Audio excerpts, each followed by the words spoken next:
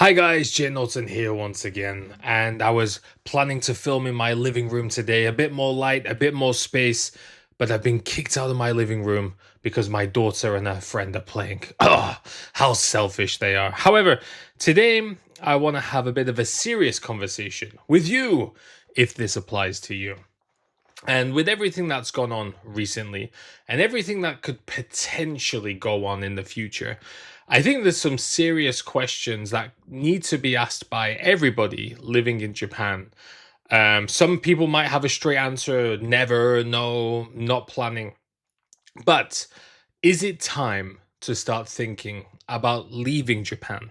And let me just go into some details of why. So, the permanent residency regulations have changed, or they are going to change, and we basically know what they are. However, it's regardless of that, I think what a lot of people don't do and a lot of people haven't done is plan for their future in the first place.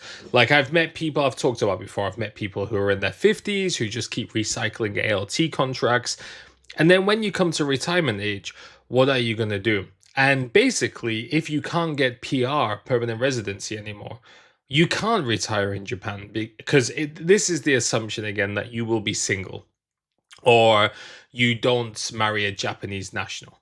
So this is that implication that you will be in that category of person. Because once you get to retirement age, you can't live in Japan anymore. You have no permission to live here. And you can't, you can still work after you're 65, but realistically, who is going to hire you and give you a visa if you're over 65? And is that the kind of retirement you want? And I was watching a video yesterday from another YouTuber. He's an American living in Japan. I'm going to call him A.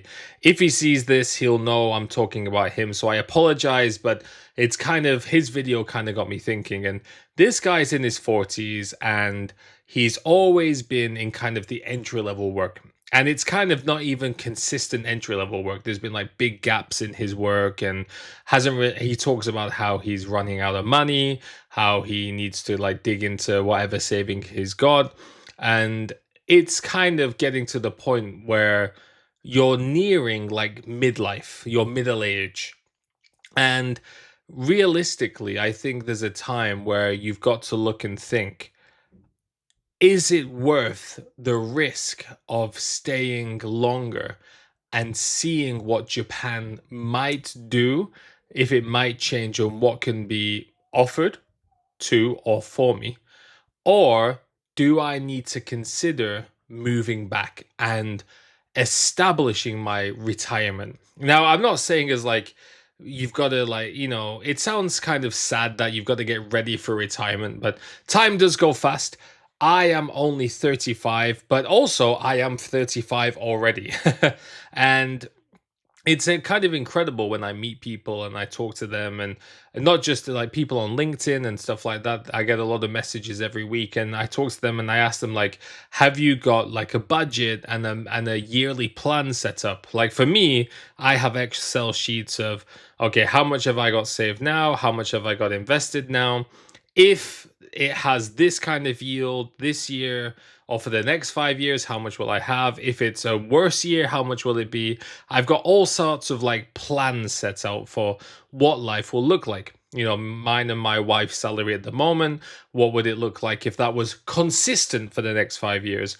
If for some reason one of us had to quit work for a year, how would that affect our finances and our savings? Like I have that all in numbers and all in documents and all in spreadsheets because it is so important to plan for the future.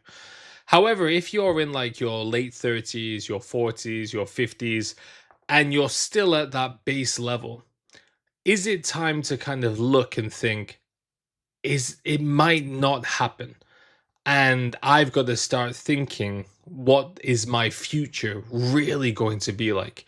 Could I, if I spend another 3 to 4 years here, I mean, it's going to be unlikely that I'm going to double my salary. And even if I do, I've still got to wait another 6 years for permanent residency, hoping that I don't lose that job in the meantime.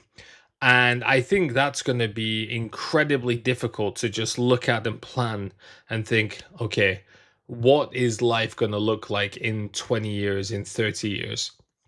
How much will I need to buy a home? Will I even be able to buy a home because I don't have permanent residency? If the dollar to yen the exchange gets worse and worse and worse, any savings that I do build up in Japan are going to get destroyed even further. So when do I cut the cord? It's like I think people have got to start thinking seriously, what is the future? Like if you're like 22 years old and you're like, yeah, I'm just gonna come here for a gap year, it's like, okay, that's cool, just enjoy yourself for a year, go home, the next teacher's gonna come. But if it's been a decade or two in Japan and you still haven't built something that you can really own and really feed off and stuff like that, is it really worth, like, of course you've got to think, like, I love living in Japan. Japan is great, Japan is safe, Japanese food is great, but you've got to think, what, not only what I want to do in Japan, but what does Japan really offer to me? Like, for me, in my case, it's not just about the country. It's the fact that my wife is here, my daughter's here, I have a house with a house loan. I've got my friends here. I've got my routine here. I haven't even been to England for 7.5 years, so I don't really think about that place at all. That place. I don't really think about England at all. Anyway, like there could be a potential that we might move somewhere in the future. It doesn't have to be England. It doesn't have to be Japan.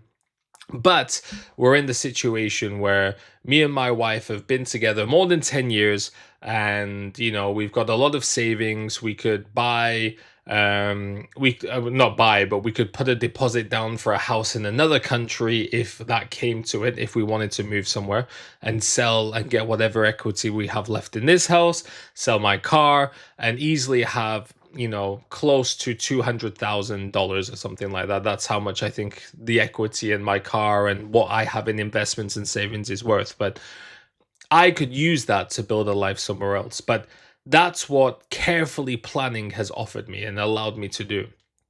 But it sounds harsh, and I don't mean this to look down on people, but I think maybe one of the key points that this permanent residency visa's change is going to cause is people to look at their life now and think, okay, when is it time to call it?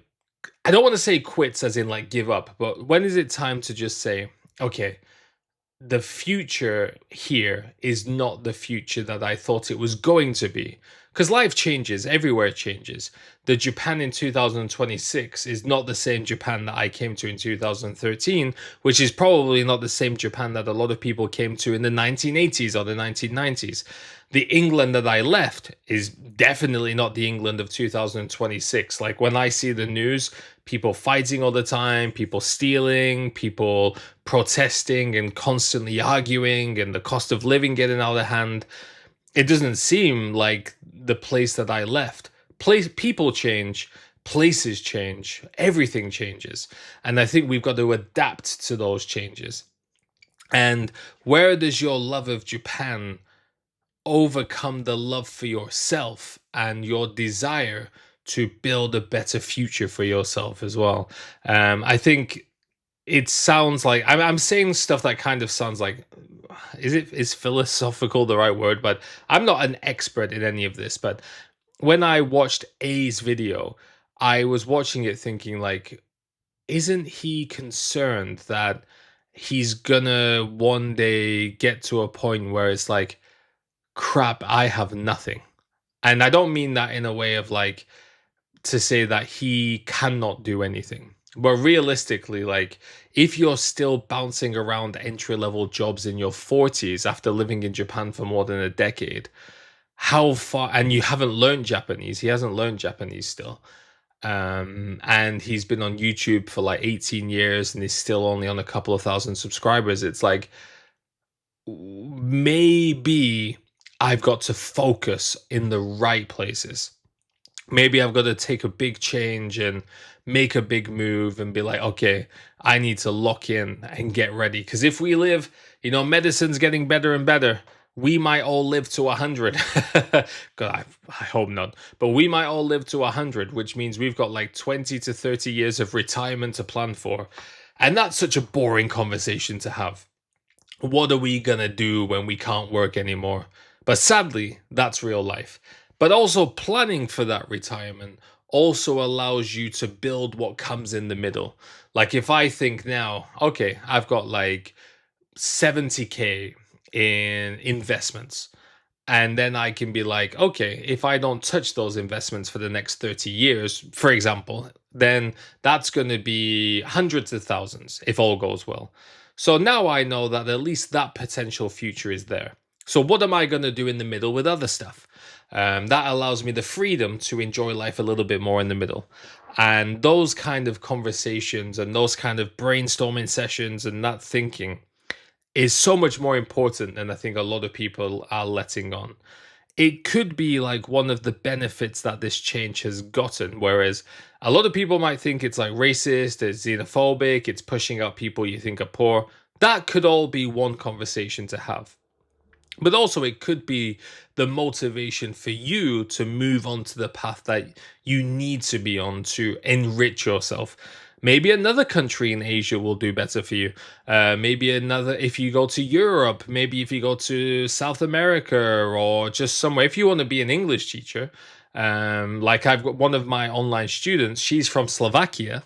She works in a big international school in China, like a proper international school.